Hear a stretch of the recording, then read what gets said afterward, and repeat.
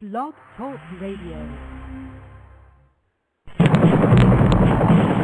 years ago, a crack commando unit was sent to prison by a military court for a crime they didn't commit. These men promptly escaped from maximum security stockade to the Los Angeles underground. Today, still wanted by the government, they survive as soldiers of fortune. If you have a problem, if no one else can help, and if you can find them, maybe you can hire LCS hockey.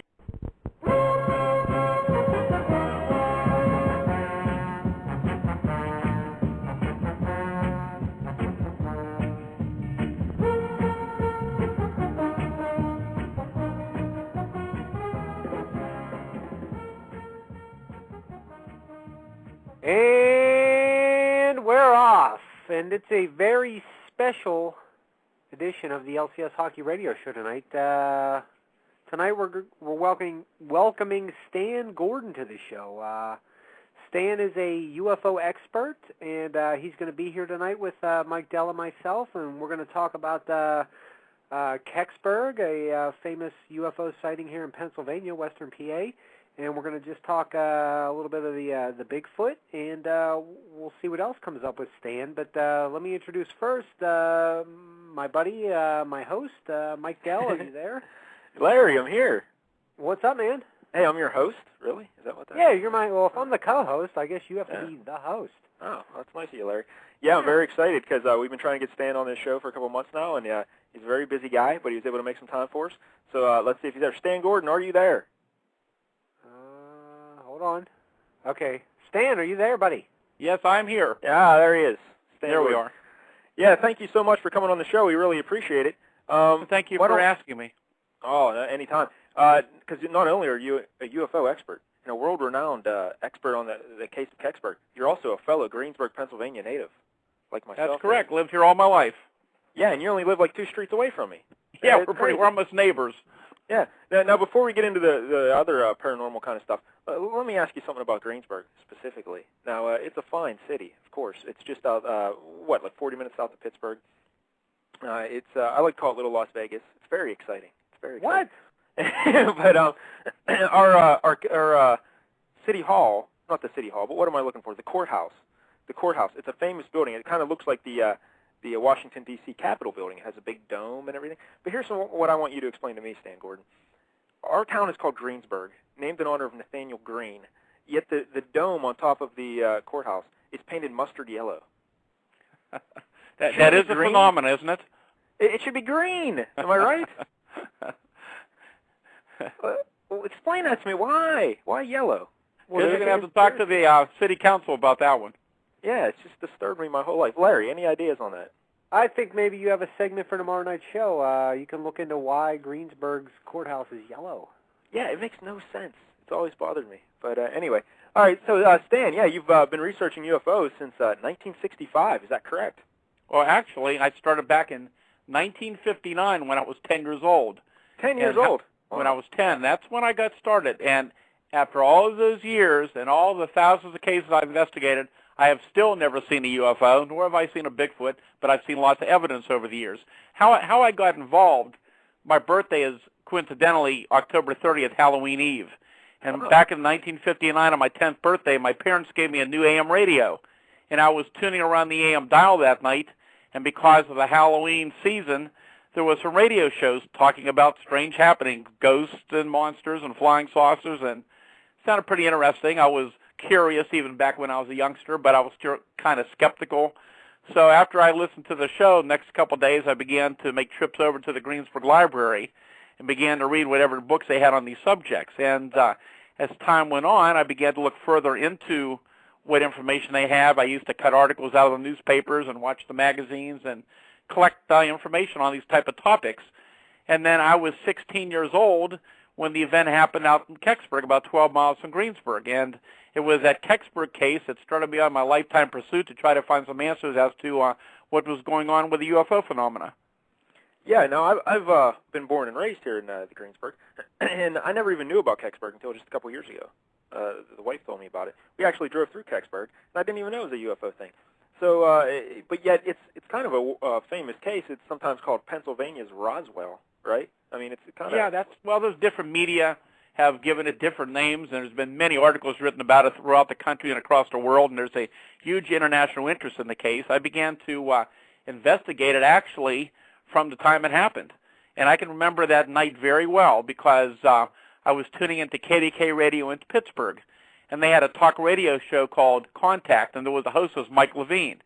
And coincidentally, that night he had a guest on his radio show who was Frank Edwards, who was a reporter who had written some books on flying saucers. So I was tuning in to listen to the show, and coincidentally, almost the entire show was being devoted to all the reports of this fiery object, which was seen across Pennsylvania and apparently other states, and was coming in on the newswire stories. It was making big headlines very quickly, and they were getting up-to-the-minute reports on it, talking to eyewitnesses, and basically the whole show was dedicated to that. And as the evening wore on, and again, this is the primary news now, the 9 o'clock news on KDK radio, and KDK TV is breaking in with live broadcasts. Now, it was back in black and white broadcast days, with reports that something had reportedly fallen near Kecksburg, and as time went on that night, it talked about the military was now arriving on the scene to cordon off the area to search for an unidentified flying object which had fallen near Kecksburg. And it was a very, very exciting night that evening, I can tell you. Yeah, that was December 9th, 1965, right? Correct. That was the official date.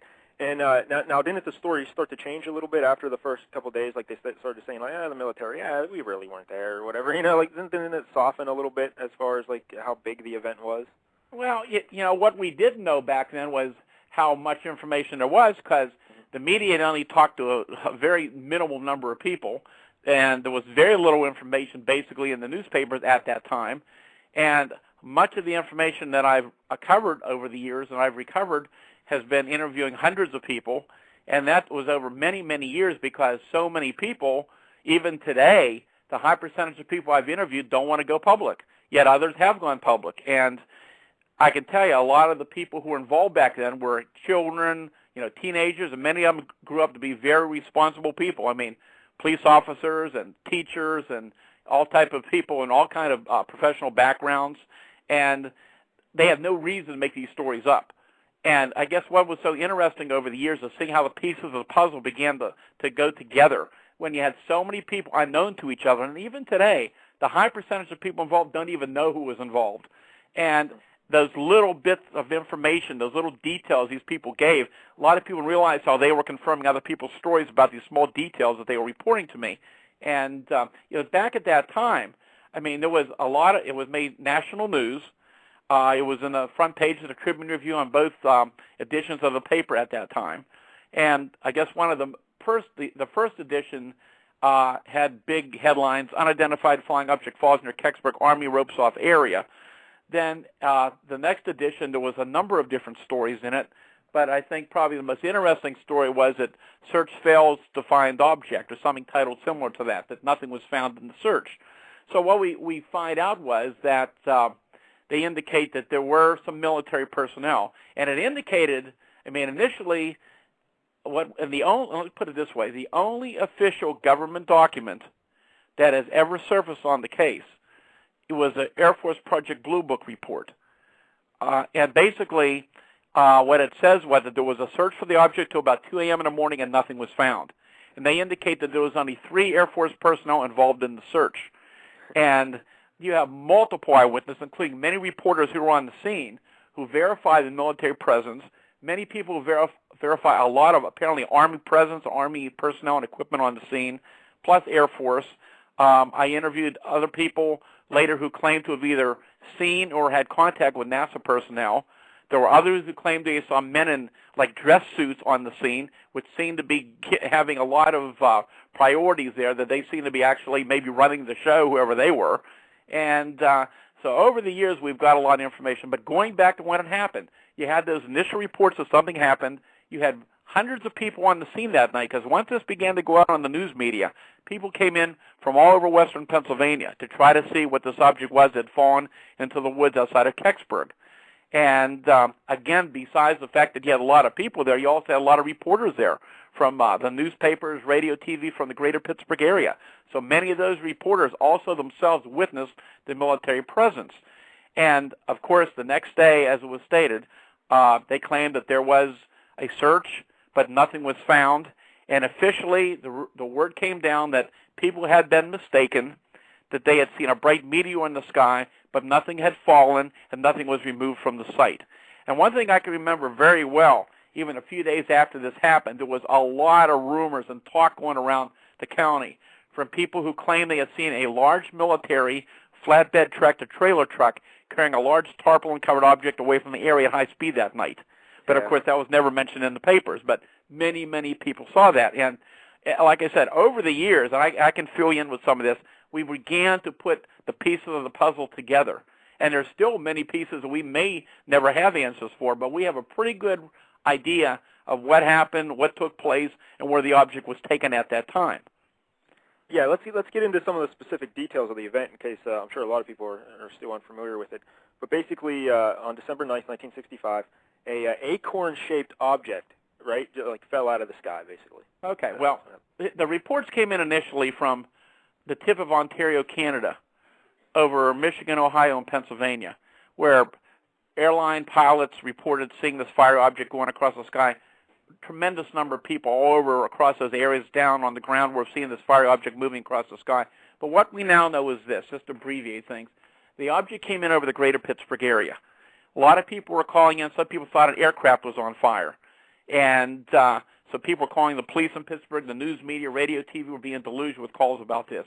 As this thing came in towards Westmoreland County, passed roughly over the Greensburg area, then WHJB, the local radio station, they were being deluged with reports. And what we now know is that this thing basically tracked roughly towards Route 30 east, but then it made a turn to the south.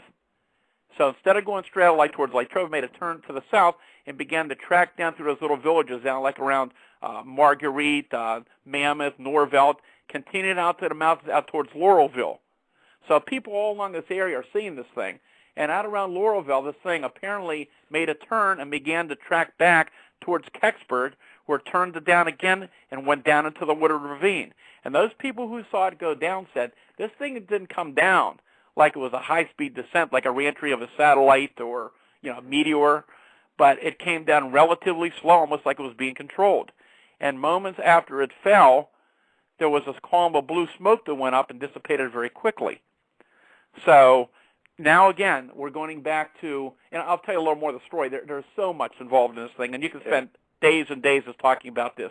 But what we know is that apparently a number of people, soon after it fell, locals independently must have gone down to the site. The first person we know who got down there was Bill Bullybush, from around Mammoth. And Bill didn't, as so many witnesses, Bill did not come to us. We got a lead from somebody else that he had been involved, and we contacted him, and then he was willing to talk to us. But he never came forward, as so many other witnesses did not do. Our first lead that was very important occurred in August 1987, when we had one of our big displays at the Westmoreland Mall. When I had my research group back then, we used to hold these yearly big public displays, which literally brought in thousands of people. It was a very, very big event for the mall. And we always got a lot of good leads on different cases. Well, back at that time, we knew a minimal about Kecksburg. We had some information on it, not a lot. But what happened was we had a small display, and we had, I was just out for dinner. Some of my associates were there. And anyhow, apparently this gentleman and his family were walking by, and they stopped and they were looking around for a few minutes, and they were listening to the conversation that one of my associates had with another fella. They were talking about Kecksburg. And this guy breaks in and says, you talk about that thing that fell out in Kecksburg? And they said, yeah. And he said, well, I was on the search team and found the object. Wow. Well, of course, that brought up, his eyes opened up, and they got a hold of me right away. And guy pulled him over to the side, and he said, look, I don't want to get involved. I don't want my family involved. But, he did give it a great amount of detail. He was willing to meet with us at another time to go into the information about it. But what we found out from him was that he was a volunteer fireman, not from Kecksburg, from another volunteer fire department that reportedly was called out to help search in the Kecksburg area for a downed aircraft. And he did not know the area. And he remembered from details many years later some things that were very interesting. And he told us how that they had set up like the firemen got together out there. They were setting up like a grid search of those wooded areas to search for the object. And he remembered getting into a truck with some other firemen, most of these guys he didn't know, and they were leaving people up periodically, and then they were walking up in the woods. And they had a walkie-talkie with them. He said they weren't out there very long when they got a radio call from one of the other search teams that they had found this object and found embedded in the ground. So they hurried over to the site, which wasn't too far away, and they were expecting to find a downed aircraft. Well, when they got over there, he realized that this was something unlike anything he'd ever seen before. Jim had been a machinist all his life, and he said, and he was standing, just quite a short distance away from this thing, looking down like in a little embankment down into this kind of dry wash area. And he said it looked like a big metallic acorn-shaped object. He said it looked like somebody took liquid metal and poured it into an acorn-shaped mold. And he said there's no like rivets or seams or anything. No, and he said there was no wings, no rivets, no seams, no fuselage, no weld marks, nothing. No, there's no way he could see anybody getting in and out of it. But again, it's semi-buried. He's only seeing the top portion of it. He estimated this thing as maybe about 10 to 12 feet or more in length, and maybe about 8 to 10 feet in diameter. And on the bottom, the back of this object was a raised-up ringed area that he kind of called the bumper area that was about 8 to 10 inches wide. And up on that was raised up these strange symbols. And he said, after years of going to the library and looking it up, he said the closest thing he could say that it resembled was like ancient Egyptian hieroglyphics. And they're standing there in amazement, realizing, well, this was made by somebody. This was not a meteorite. This was not an aircraft. So they were there, and they weren't there that long. And he said when all of a sudden 2 men in trench coats, like real stern-looking men, came down in trench coats and started yelling at him and said, you got to get out of this area immediately. This area is now quarantined. And right behind them were soldiers, military people. And he said they were so close to each other, when they came in, they shined their flashlights on each other. Okay? And like I said, there were so many stories. Now, again, I tell you about Bill Bullybush. Now, we didn't get a hold of Bill Bullybush until a year later when we got a lead about this. Now, Jim, having not been out to Kecksburg since 1965, that's 1987, we told him absolutely nothing about where we felt this thing may have come down. And what we had based this on was the fact that we had searched some of those areas, and at one point we came across what appeared to be a trajectory of damaged trees, a pattern of tree damage where trees were knocked down the same direction, some of the tops were broken off, some were laying side by side, but there appeared to be some type of a pattern going down into that ravine. And we had a pretty good idea where we felt this thing probably fell. We told him absolutely nothing. So myself and another associate went out with him that day. He was trying to get recollection of landmarks. He remembered a few things from that night. We told him nothing. He walked around there for quite a while, and he said, you know what, guys? I think we're right on the spot. And we were amazed because that was right within a few feet of where we felt this thing fell. Now, to make the story more interesting, a year later we get hold of Bill Bullybush, who, again, knew nothing about this other fellow's report. He tells us about how he had seen this thing. He was out in Mammoth, right over the hill from Kecksburg that afternoon. He was under the dash working on tuning up his CB radio when he had to look up in the windshield and see this fiery object moving from Mammoth out towards Laurelville. So he jumps out of the car, runs out in the driveway, watches this thing go out towards the mountain, and he said it kind of made like a turn and then began to come back towards Kecksburg. So he jumped into his car, went to the top of the highest lookout, which is now called right off of what they now call Media Road, and he could look all over the Kecksburg area and all those woods down there. And it's almost dark, just about dark. And he said he could see like blue arcing down in the woods, almost like kids playing with fireworks. And he knew there shouldn't be anything down there. He hunted down there. He had a flashlight with him, so he decided to make his way down into that area to see what was going on. So he walks down through there, and he gets behind a tree, and behind that tree he's observing very, very similar to what Jim had told us about this semi-buried object buried in the ground with the strange symbols on it. And he watched it there for a period of time, and he began to see lights coming from the woods, like coming towards him. He didn't know who it was, so he got out of there and went back to his house and told his wife and child about it. And apparently later, sometime later that evening, he went out with his son, and young son at the time, who was just amazed because he couldn't go down to the woods again at that point. But the young boy remembered all the soldiers out there that night with their rifles, and that impressed that boy for a long period of time. Yeah. And so there's so many stories about what happened there. All we can tell you is this. There were many, many people on the scene. A lot of people saw the military. People, depending where they were, saw different activity going on around town, out in those little side roads. The thing was, the high percentage of people were up on that narrow farm road looking down into the woods. But what they didn't realize was the thing hadn't fallen right down there. It had fallen way on the opposite side of the woods. On that opposite side of the woods was an little old farm lane. And it was on that farm lane that a number of people got into, and that's where most of the military activity and the vehicles were. And those people who got into that site had some very interesting details that they described about what they saw take place over there. And one of the interesting stories was from the late Jerry Betters. I don't know if you remember that name. Jerry's on my video documentary, but Jerry was a very well-known as a jazz musician in the Pittsburgh area. And Jerry was living, I believe, in Murraysville at the time. He had a horse farm out there. And as I recall, the story was that something late that afternoon, there was a bright flash. Something had frightened his horses.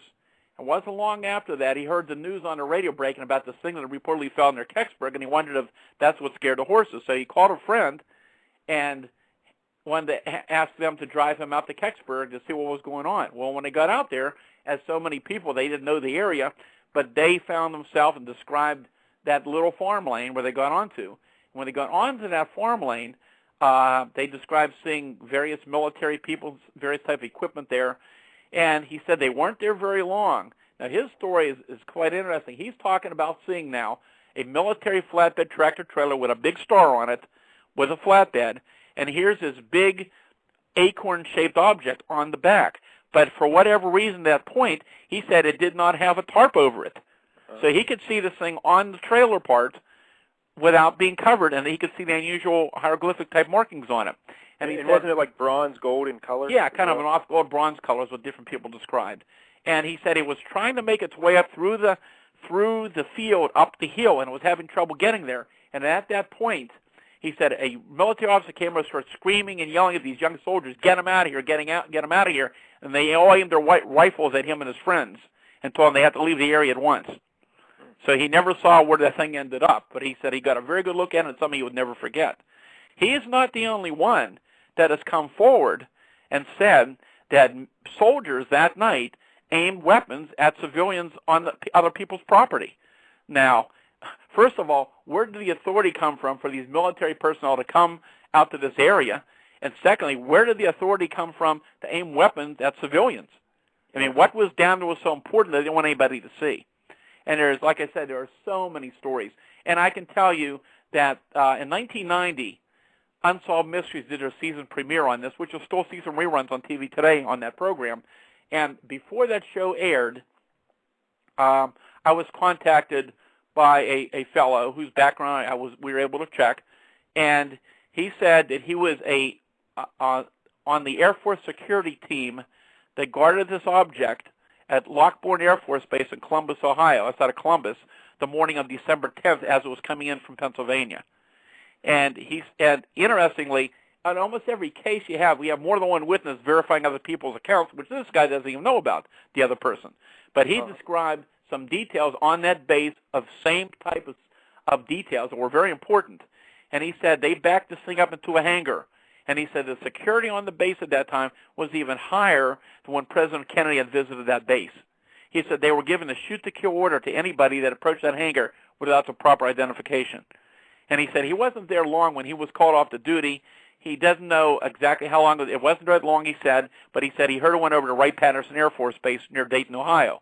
Now, we have other witnesses that later contacted me, especially after the Unsolved Mystery Show aired. We had just multitudes of reports that came in from local people, from people who moved away from this area, others who claimed they were involved, who had knowledge of the case.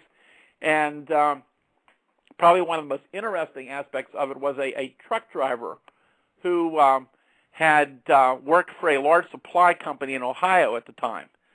And he called me and he said, I guess I'm allowed to talk about it now since it's on television. And he went on to tell me that, I guess within a few days after the thing had been brought in from Pennsylvania into Wright-Patterson Air Force Base, what he said was a Navy officer came to the supply house with a special type of engineering brick They wanted a special type of glazed brick. They ordered a large supply to be taken to Wright-Patterson Air Force Base. So this part of the story gets even more intriguing because there was 2 truck drivers involved. The other guy would not talk about it for a while, but then finally he did admit to this part of the story. So apparently the first truck driver, the second guy we're talking about, his name was Myron. And Myron is the guy who called me.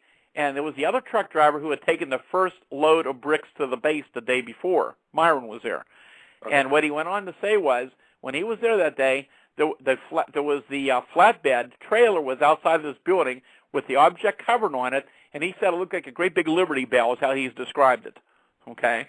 And he was told just to leave the bricks there. So the next day, he and Myron bring truckloads of these large bricks into the base. They're escorted in. They're told, just do your job. Don't be looking around. Well, anyhow, they're there for quite a while, and Myron's very curious because here's these guys in like white coveralls with protective gear, and they're periodically changing their outer clothing. They have sidearms, and he's wondering, like, what's going on inside that building? Now, the object was not outside at that point. That was not there that day. So anyhow, when he thought it was clear, Myron ran over and looked into the entrance of the building, and he said it wasn't very well lit. But inside that building, he said, up on scaffolding was this big metallic acorn-shaped object with a strange hieroglyphic mark. He said there was ladders going up to it. There were men climbing up into it, apparently trying to open up this thing. And apparently, without going into the whole story right now, a lot of this is detailed on my video documentary where Myron's interviewed, and a very amazing story that he goes and reveals right before that he interviewed at that time and he told us about. Anyhow, apparently at some point he was threatened and told not to talk about it. And I guess after so many years and finally was on TV, he said, I guess I'm allowed to talk about it now. So just so many interesting little details about what this thing was and where it went to. And the question still is what was it?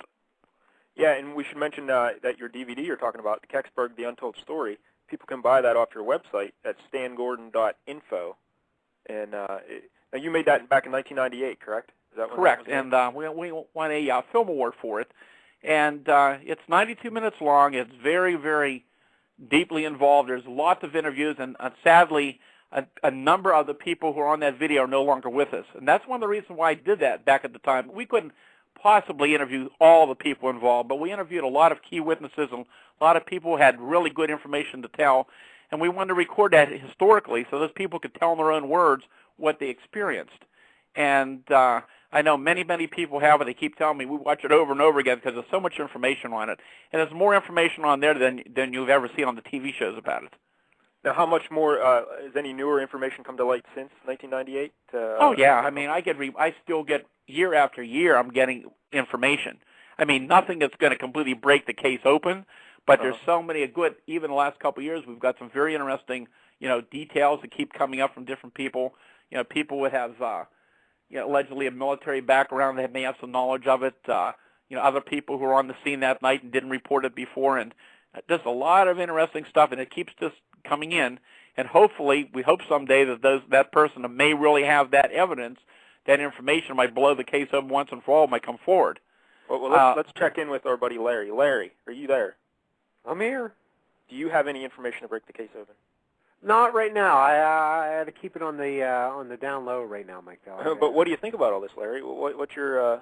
This is a wild, wild story, right? Yeah, it's fascinating stuff. I mean, I'm really intrigued to hear, what happened that night. But I'm waiting to hear some more. No questions, Larry? Nothing you want to ask? No, not yet. No. Because Larry, in general, do you say you believe in the UFOs? Do you find it believable? Yes. Yeah. I do. Now, Stan, you mentioned a lot of witnesses don't want to come out and talk about it because a lot of times the minute you say you saw a UFO or you believe in UFOs, people will say you're crazy, and they automatically look at you a little weird. Is that why they're reluctant? Today you've got a lot of TV shows now talking and taking a serious look at phenomena, UFOs, Bigfoot, other unusual events that happen, and more people are beginning to be open-minded towards the subjects, more people are willing to come forward. However, you still have that realm of ridicule that some people know about, and some people just don't want to take a chance of because of their positions or background or just don't want to be identified. And so that's something I run into very commonly and still in a lot of cases. It's not nearly as bad as it was back when I got involved back in the 60s and 70s when there was a lot more ridicule involved with these type of reports. But today, people are taking these subjects much more seriously, and hopefully someday that area of ridicule will be gone. Yeah, and actually, back in the 50s and stuff, all this UFO and alien stuff was huge. It was pop culture. Everyone loved it. But then it started to turn, and you were labeled insane. And people suggest that it was a plot by certain agencies within the government to actually initiate that movement. And so there's a think tank called the RAND Corporation who people rumor that it was actually their idea to, they even labeled Operation Ridicule, to make anyone who talks about UFOs look insane in order to get them off the topic. Have you ever heard any of that? Oh, yeah. There's been different projects over the years and procedures set forth. And, of course, one thing we found a long time ago was even with the Air Force that quite often when the Air Force was officially investigating UFO sightings, quite often the explanations were stranger than the sightings themselves. Yeah, and, and all that. Right. Well, and again, there could be situations where you could have that type of a natural phenomena under the right conditions. But in so many cases I worked on, starting back in the 60s and up to the present, I've always said that when you properly investigate these cases, most turn out to be either natural or man-made in origin. Especially with UFOs, there's a lot of misidentifications of planets like Venus and Jupiter, bright meteors, reentry of space debris, lights on aircraft. You got problems with these automated searchlight beams that reflect off the clouds, and you can see these spots, miles away. Sometimes you have cases where you have bright lights reflecting off the bodies of birds going overhead, and people report it. There's a lot of things that look very strange, but quite often they're explainable. And that's something, and even with Bigfoot, I mean, we've had cases where people misidentified large shaggy dogs and bear and other circumstances, where something was misidentified as a Bigfoot. So you can have this, but when you eliminate all the things you can explain away, you still got that percentage of cases of different phenomena that are not easily dismissed and seen by very credible people. I mean, over the years, whether UFOs or Bigfoot, especially with UFO sightings, I've interviewed military and commercial pilots, air traffic controllers, state troopers, people from all walks of life who have no reason whatsoever to make up these stories.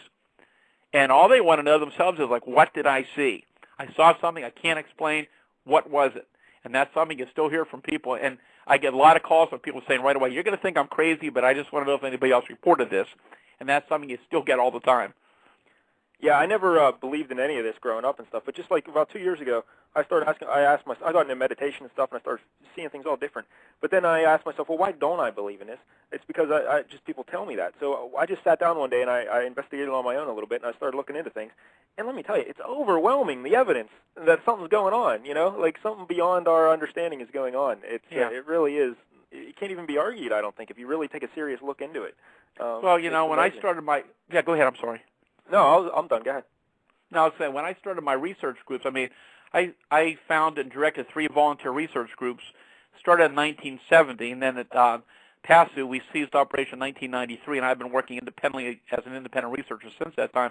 But back over the years, we had a lot of scientists and engineers and research people and all kind of specialists who voluntarily got involved in our investigations. And we were involved in literally thousands of cases over the years. It was unbelievable how many things were going on. And the public never heard about 99% of them. And one of the main reasons was because a lot of people involved didn't want publicity. And so anyhow, a lot of the people got involved in investigation. A lot of them came in very skeptically because of their scientific backgrounds and were very, very skeptical.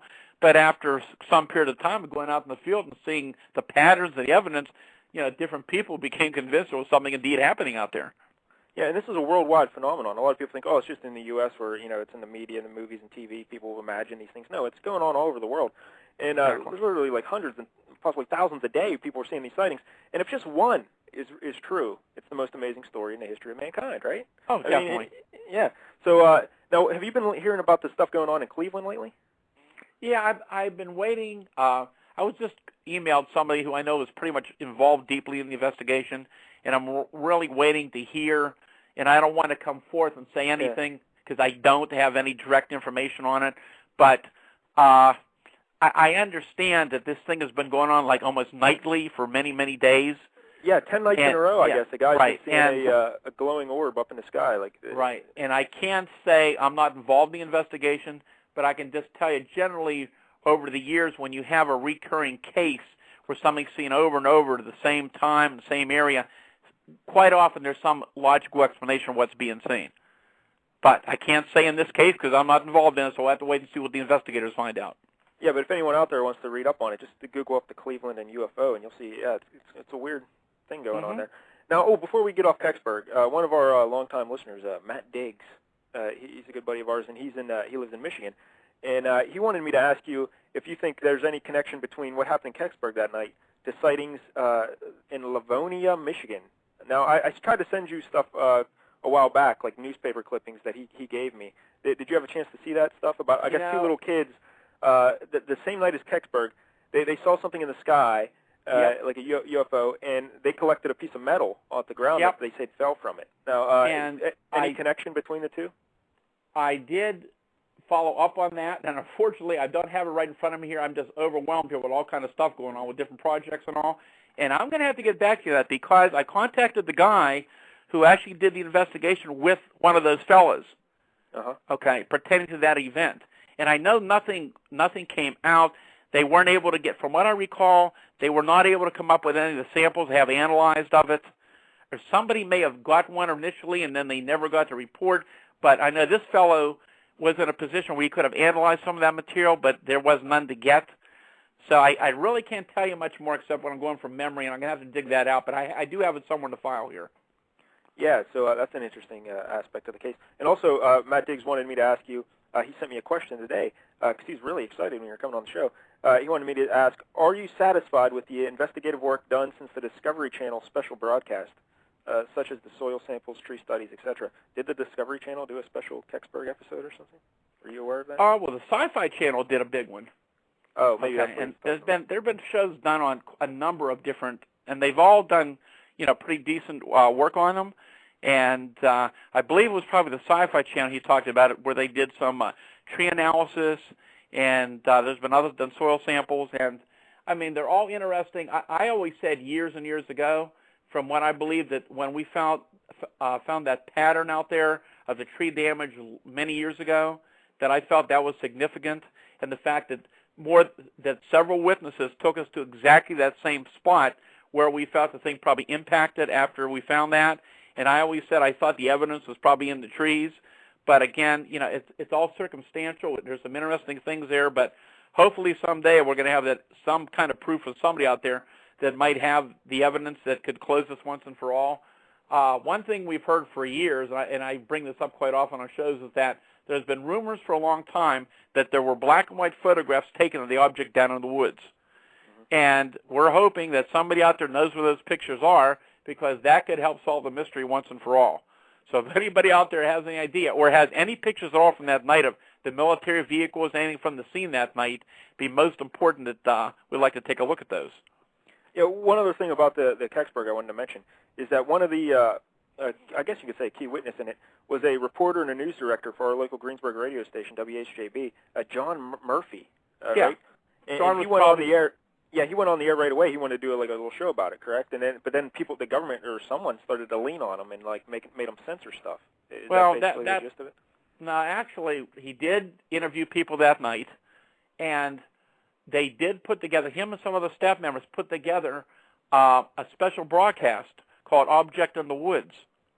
Okay, and actually on my DVD, in my video, I have some of the actual broadcasts, the censored broadcasts from that radio show. And what was interesting was, prior to it being aired, he was getting calls from people who were involved saying they no longer wanted their interviews aired. The one person said they were afraid to get in trouble with the Army. The other said they were afraid to get in trouble with the state police. So certain parts of that broadcast were censored. And you can hear the beep tones as it's broadcast. And so it's very, very intriguing. And like I said, there's so much more to the story than meets the eye. People have no idea. It's a very, very involved and very intriguing case. And once again, go to your website, stangordon.info, and you can pick up the DVD, Kecksburg, The Untold Story. And people can learn all about the Kecksburg. Now you also have some books coming out. In fact, one just came out today, right? Right. We have a brand. Actually, the release date is April the 5th. But people go to my website now, stangordon.info, and they can pre-order it, and I will autograph those books for them when they order it through my site. And it's called Really Mysterious Pennsylvania, and it covers a number of very interesting cases. I was involved in most of these, investigating over, some of these go back from the 60s up to the present. And there's some very detailed cases of very close encounters with UFOs and Bigfoot and other strange creatures. And just some of the stories are quite amazing indeed. And most of these probably are reports that most people have never heard before. Yeah, well, what gives with Pennsylvania being, like, is it a paranormal hotspot? A lot of stuff going on in Pennsylvania? Because it seems like a lot of UFO reports and Bigfoot, a lot of Bigfoot sightings, right? Yeah, but also you got to remember now, Pennsylvania was one of the few states where there was an established place that people could report. I set up my hotline in 1969, and I began, even as a young age, back then to contact the police authorities and the news media and told them what I was doing.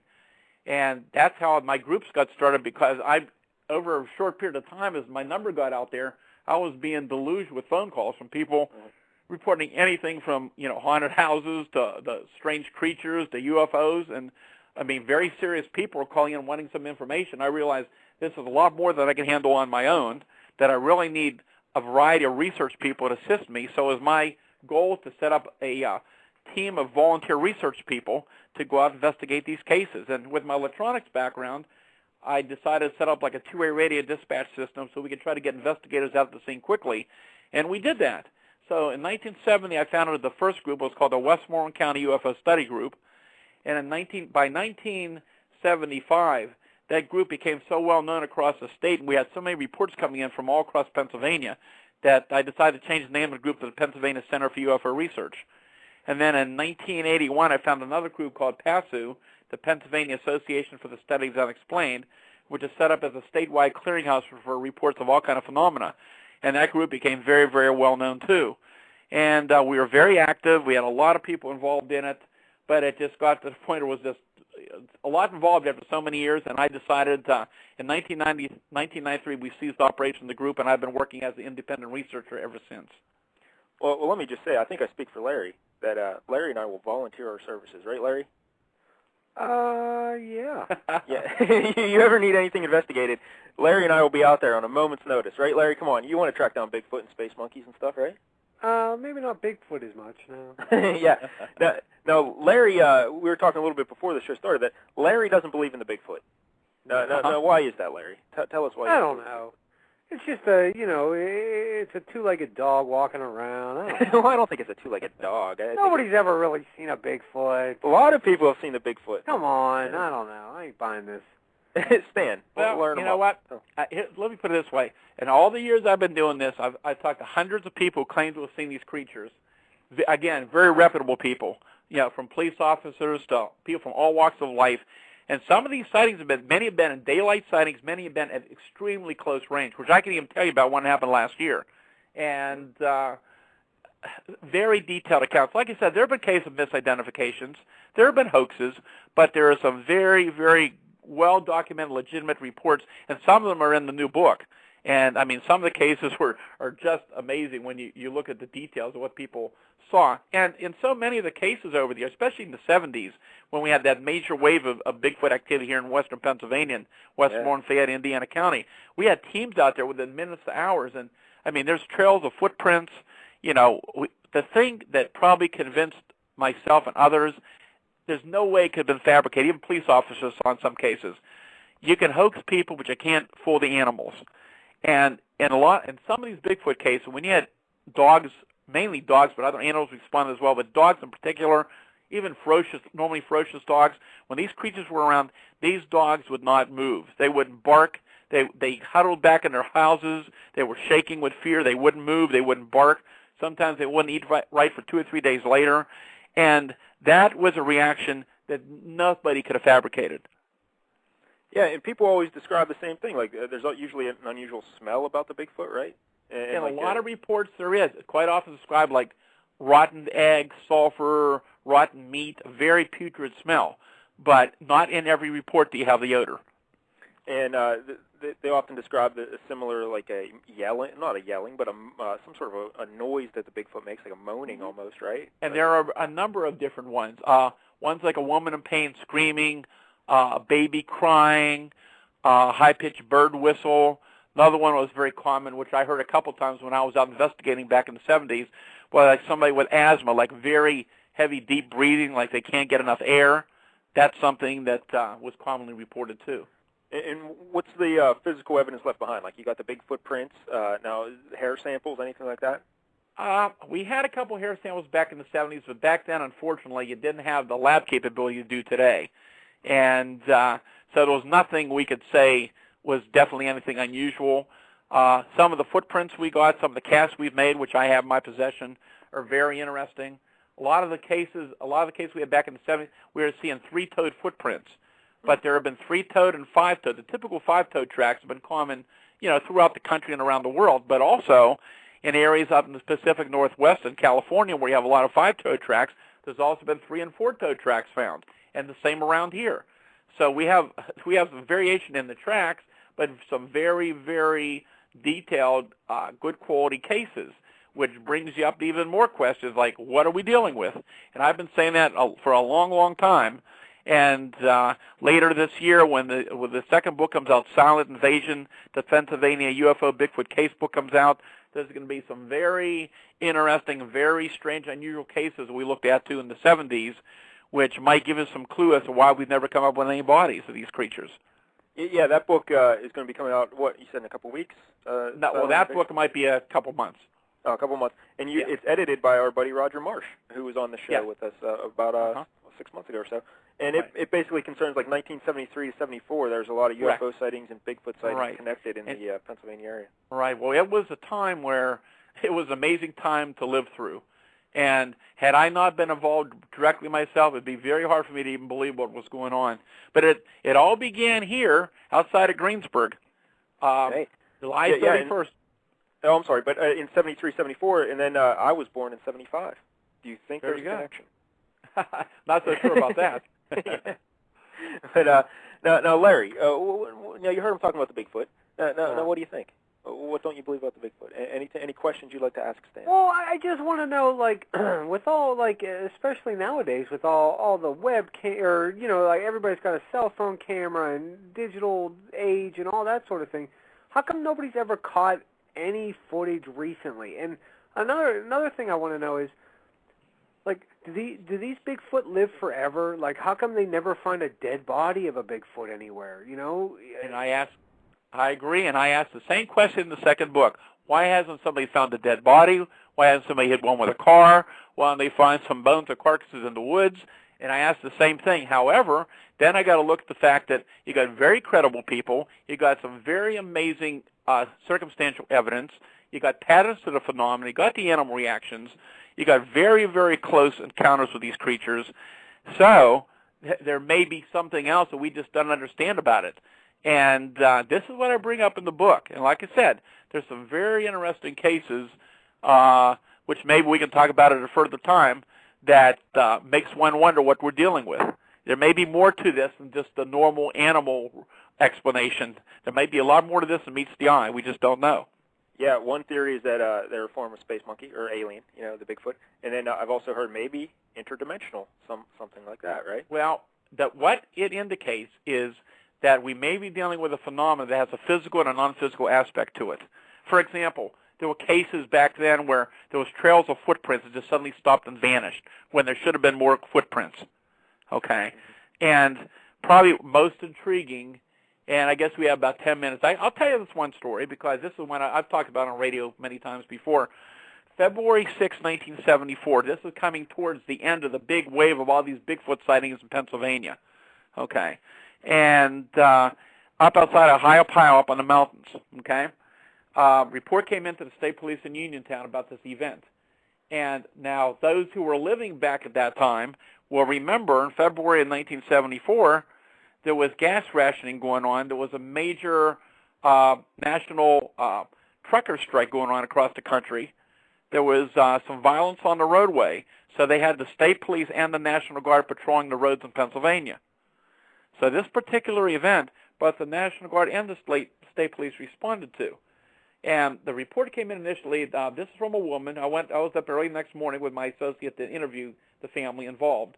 And she lived in this little cabin way deep in the mountains in the woods. She lived there all her life. She knew animals well, pretty much wasn't afraid of anything. She heard this commotion out on her porch, and there were some like cans out there. There had been some wild dogs that had been coming through, and she thought this pack of dogs may have come back. So she loads her shotgun and is going to fire over their head to scare the dogs away. So she loads her gun. She turns on the front porch, the light on the front porch. She opens up the door, steps out. Instead of the dogs being there, just a few feet in front of her, here's this big, hairy creature. And I remember exactly what she said to me. She said, it looked like a great big hairy ape. She never called it Bigfoot. Said, it put its hands up over its head like it was going to lunge on her, and she fired right into it. And she said, when the moment she shot, there was a bright flash of light, like somebody took a picture with a strobe, and it vanished right in front of her. It was gone. Wow. Now, about 100 feet away lived the in-laws. They heard the gunshot, called her on the phone. What happened? She tried to explain it to them. The son-in-law grabs his revolver, and he starts making his way up towards her house. And to make the story short, he said, as he got closer, he said, there were 4 or 5 hairy people with glowing red eyes surrounding him. And he said he just started shooting randomly at them, ran into the house. He gets in the house to look out the window, and here at the same time is this large object with different colored lights hovering over the trees at the same time. Huh. Okay? Yeah. So they called the state police. By the time they got up in the mountain with everybody, of course, everything was gone. However, as a state trooper told me, and there was others involved, he said, something happened up there. He said, it was unbelievable. He said, these people had a lot of animals, and they had a number of dogs. I think it was an Eskimo Spitz, a German Shepherd, some big dogs. Those dogs should have been going crazy. When they got to the scene, they wouldn't move. They wouldn't bark. Trooper said he actually put his hand inside one of the pens and tried to physically pull the dog out. Dog wouldn't move. The dog should have ripped his arm off. The cats in the house were hiding underneath the bed. I was told the horses and cattle were moving around the areas where they generally weren't normal to go in those areas. The animals were acting very, very unusual that night. And so if that story is true, and again, why would anybody make up such a story? Okay, then, and that's just one of some other cases we had, which will be revealed in that book when it comes out. And it's going to be very interesting. I can tell you some of the stories in there. But anyhow, it brings up the question of what are we dealing with? Yeah. And so I keep an open mind. I mean, when I went into this many years ago, I was getting involved in this thing, investigating some of these creature reports, Bigfoot reports, and I was very open-minded with possibly we were dealing with some type of unknown primate. But then some events began to happen over the years, especially in the 70s, which were very unusual, similar to what we just described here, and it began to open up the possibilities that there's things here we just don't understand. And I don't know what, if any, association exists between UFOs and Bigfoot, if one exists at all. But we had some very interesting cases where both UFOs and Bigfoot were seen at the same time and place. And, again, that's very rarely that type of report happens or happened, but the reports are well documented, and I believe they did occur as the people described. Yeah, it's a fascinating, fascinating world. I don't know. Larry, what do you think of all that? I don't know. I don't know. Now, does this mean like you believe in, the Loch Ness Monster, the Chupacabra, all that sort of thing? Are you talking about me personally? Yes. I keep an open mind. I'm interested, but there's a lot. I haven't seen a lot of evidence for some other mystery animals. Some things may be something to it. Some are explained. But then again, while you have a lot of explanations for a lot of cases, there are some things you can't easily dismiss. Had I not gone out on some of these cases right after they occurred, interviewed the people, saw the reaction, saw the evidence at the scene of many of these cases, it was documented. It wasn't like something happened years later where people were trying to remember what happened. These were very well documented. Police were involved in some of the investigations themselves, and there was no indication of anybody fabricating those accounts. Come on, Larry. You and me, let's go. Let's go out in the woods, look for Bigfoot. What do you say? Well, hey, I'll go. Yeah. I'll go look. Now, is Pennsylvania like the one of the Bigfoot capitals of the world? Is it like Oregon, Washington, Pennsylvania? There's a lot of sightings, but again, got to remember, I established a hotline in 1969, and there were many places around the state and different agencies, whatever, that if they got a report, there was somewhere they could forward the reports to.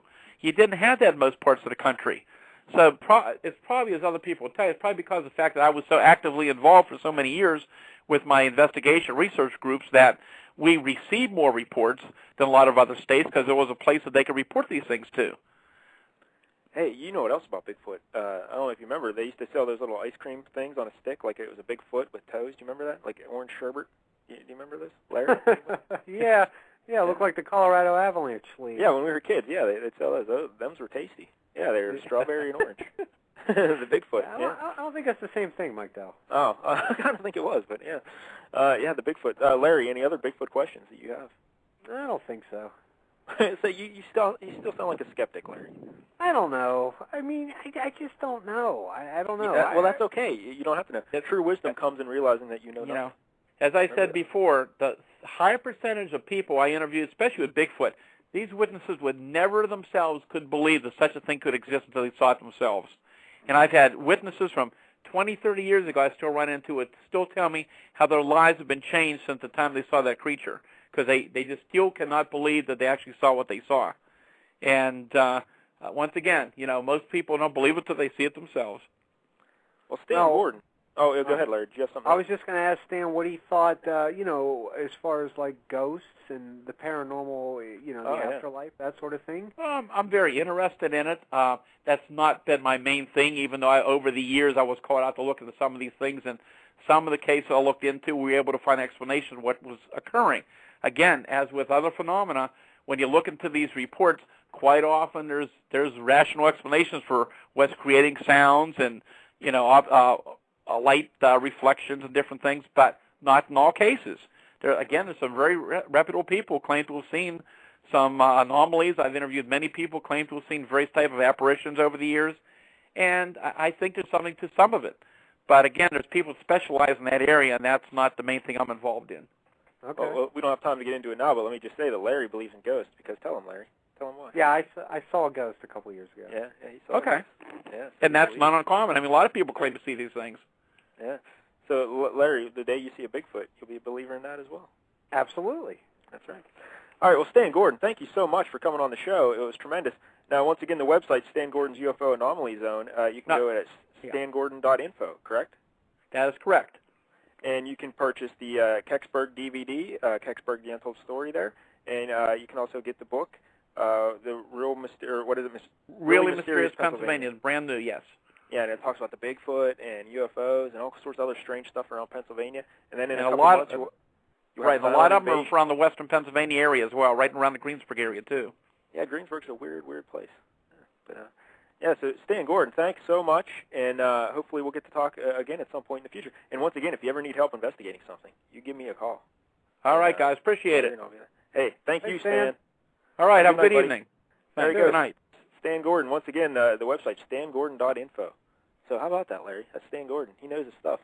Yeah, I mean, the Kecksburg stuff is great. I mean, yeah, I'm totally, I totally believe in all that sort of thing, but I'm just not sold on the Bigfoot. Yeah, the Kecksburg thing, once again, like the possible explanations, people say meteorite. Well, meteorites don't turn, usually.